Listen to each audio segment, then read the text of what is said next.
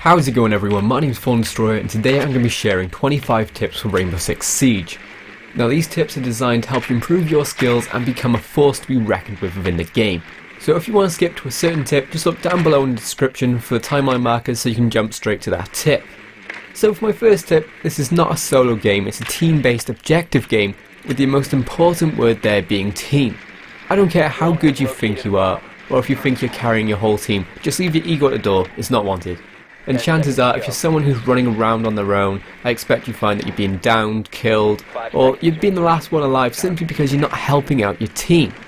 So for tip number 2, it goes very well with my first tip, and that's stay near at least one other teammate. Now I'm not saying you should be right at their back for the whole map or game mode, but having someone nearby should you need help dealing with dug in enemies, being revived, flanking enemy positions, or even breaching from multiple directions, whatever the case may be. It's better to have someone near that can help out, because I think at some point we've all seen one person go down on the complete other side of the map to us, and always thinking, what are you doing? Why are you there on your own? So yeah, don't be one of those people. Moving on, communication is an absolute must in this game. Whether it's planning your attack, alerting others to where enemies are, asking for cover while you reload, there's no part in this game that doesn't require some sort of communication. Now obviously a headset is the best option, but I know not everybody has one. But you should still do your best to communicate with the rest of the team, even if it's as simple as placing a waypoint next to an enemy, or marking enemies with a drone or the cameras. And I know this sounds obvious, but it's surprising just how many people playing this game don't even do that.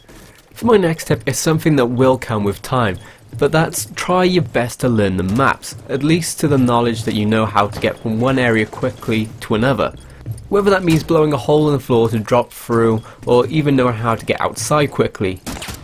Now you can even go to the Rainbow Six website and use their tactical board to get a full layout of each map, as it shows all the breaching points where all possible bomb and hostage locations are, and you can even design your own plans and share them with your friends, so that next time you play you've got an idea of what you're going to be doing in that situation. So I'll leave a link for that down below in the description.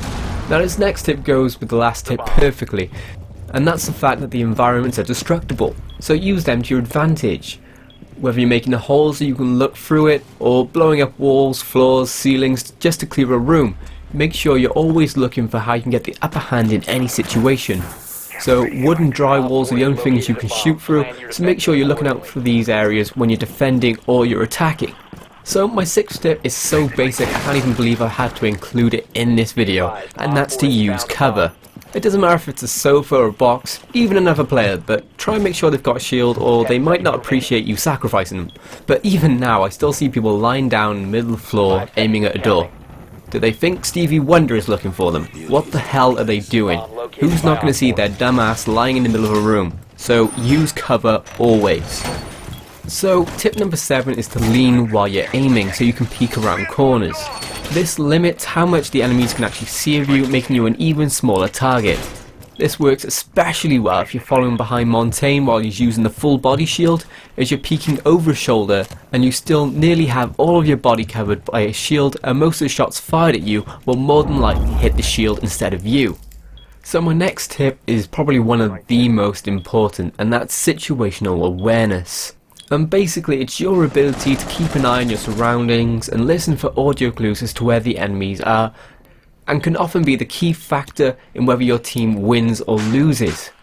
This is something that will only improve with time, as you will learn what most people do in certain situations, and so you can build on this knowledge and figure out how to counter it, or even how to lure enemies into another area.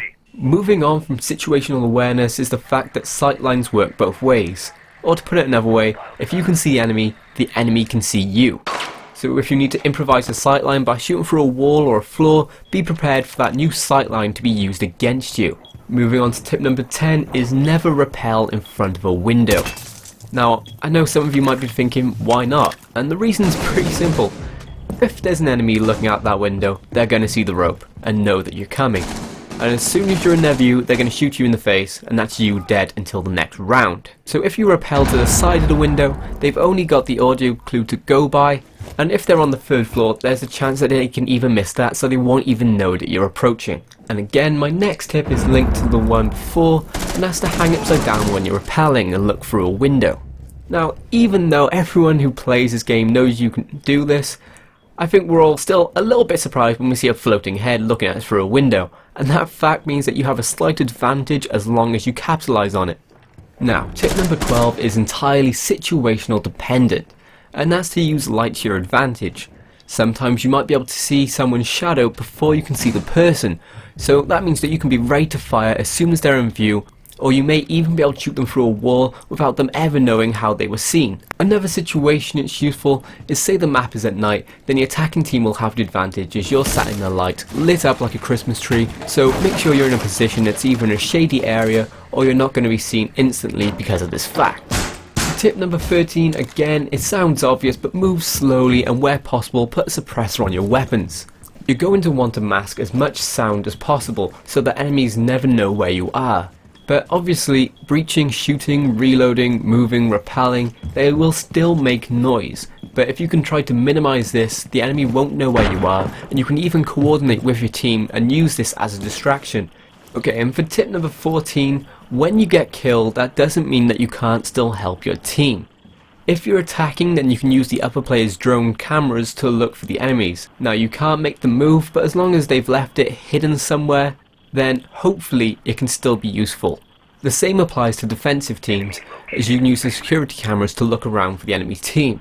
There's also a lot of cameras that you can scroll through, so chances are that you're going to find the enemy team eventually. But don't always mark enemies, sometimes it's better just to tell your team where they are. If you mark enemies, they're going to look around for the camera and likely destroy it. For tip 15, I didn't realise you could do this until it was pointed out by one of my friends, and that's the fact that you can pick up a drone and use it again. So if you're in the attacker's scouting phase, if you're not able to move the drone to a useful position, then leave it somewhere you can retrieve it later and you can use it again. Now for my next tip, it's patience. Don't be in a huge rush to get in and kill everyone. Nobody cares if you're at the highest kill count. Take it slowly and move methodically. Make sure that when you're ready to attack, you're in the best situation you can be, and this applies to both attacking and defending. Tip number 17 is try and pick a character that's going to be most beneficial to your team or the situation. For example, there's no point in choosing Glaz with his sniper rifle on the house map. It makes no sense for a character designed for long sightlines to be used on one of the smallest compact maps in the game. And if you're really not sure on who to use, just use the recruit. He's sort of a jack of all trades and master of none.